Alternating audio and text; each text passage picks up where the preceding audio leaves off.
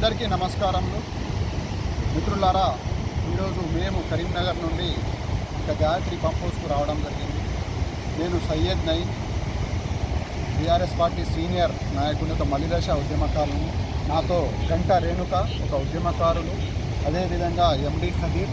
మేము ఇక్కడికి రావడం జరిగింది ఎందుకంటే మా ముఖ్య నాయకులు గౌరవనీయులు తెలంగాణ బీసీ శాఖ మాజీ మంత్రివర్యులు కరీంనగర్ ఎమ్మెల్యే గంగుల కమలాకర్ గారు, అదేవిధంగా తెలంగాణ మన కరీంనగర్ మాజీ ఎంపీ, తెలంగాణ రాష్ట్ర ప్రణాళిక సంఘం ఉపాధ్యక్షులు గౌరవనీయులు పెద్దలు బోయినపల్లి వినోద్ కుమార్ గారు ఇక్కడ సందర్శించడానికి వస్తున్నారు.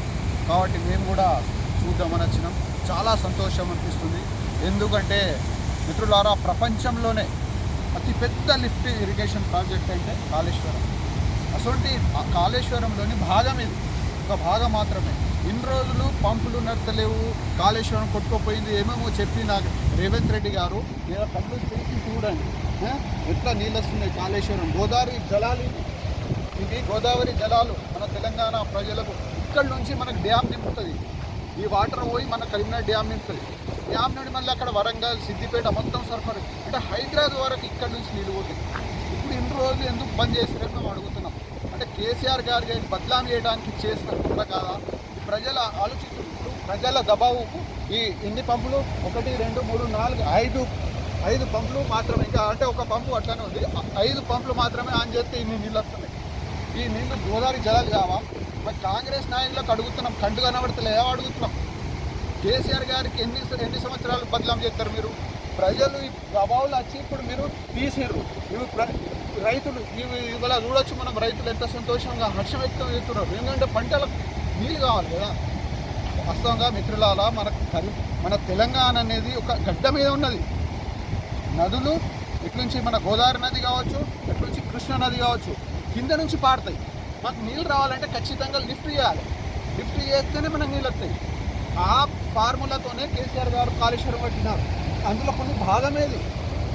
ఇటువంటి పంప్ హౌస్లు 3 ఉన్నాయి, పెద్ద పెద్ద పంప్ హౌస్లు ఉన్నాయి. ఇది ఇక్కడ నుంచి మనకు 15 రిజర్వాయర్లు ఉన్నాయి. దీంట్లో పెద్ద పెద్ద సురంగులు, ఒక పెద్ద ఇది ప్రాజెక్ట్. మన అమెరికా నుండి ఇక్కడ వచ్చి శాస్త్రవేత్తలు చూస్తుర్రు ఎట్లా కట్టారు. మరి ఇంత పెద్ద లేదని అక్కడ పేపర్లలో న్యూస్లు వస్తుంది. కానీ ఇక్కడ మన కాంగ్రెస్ నాయకులు కేసీఆర్ గారిని బదలాం చేయడంలో ముందు ఫస్ట్ అదే మేము ఒకటే అడుగుతున్నాం. మొన్న వచ్చారు కేటీఆర్ గారు, ఒక మాట చెప్పారు, మా రక్తం కావాలంటే కూడా ఇస్తాం, కానీ మీరు నీళ్ళు ఇవ్వాలంటే చెప్పిండు. ఛాలెంజ్ చేసిండు.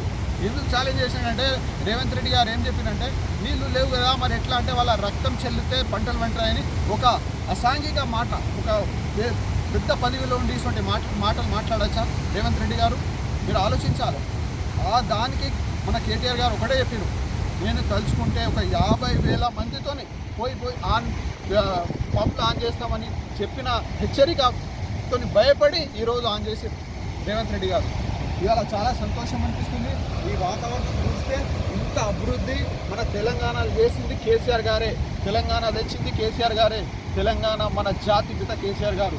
మేము ఉద్యమంలో కేసీఆర్ గారు ఎంట పనిచేసినప్పుడు చాలా సంతోషం అనిపిస్తుంది. ఎందుకంటే ఒక దేవుడు ఇచ్చిన వరంగా భావిస్తాం మేము.